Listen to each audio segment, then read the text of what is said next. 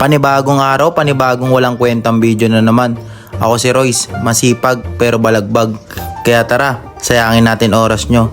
Day 3 ng aming holy work. Ito na rin yung final vlog natin.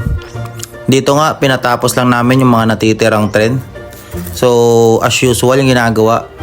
Dito, sumabay tayo kay Boss Luigi pauwi. Pasay to Bulacan, hard hat pa. Huwag niyang gagayain yan.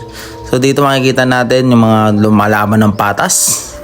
Kaso nga lang, pag hindi mo nabigyan, yari.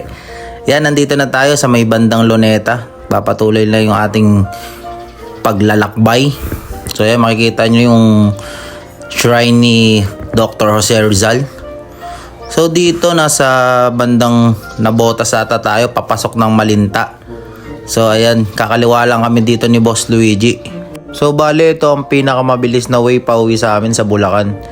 Yung dadaan kami ng Nabotas sa Fishport. Tapos pasok kami nito Malintana. So ayan, nakapasok na kami niyan dito. So yan, nagpapatuloy lang yung aming paglalakbay at ang aking pagbibideo. Dito nga, nasa may bandang Pure Gold may kuwaya na kami. Kung di ako nagkakamali, kita naman sa side namin. Tapos ilang saglit lang, nandito na kami sa bayan ng Marilao. Grabe ka, Jonela. So ayan, ilang minuto na lang o ilang takbo na lang nasa bayan namin ng Bukawi. So ayan, konting video lang. Ang ganda ng scenery. Nakikita natin yung dati nating miss ang ating McDonald's journey. So ayan, nasa bandang Bukawi na po ata kami neto.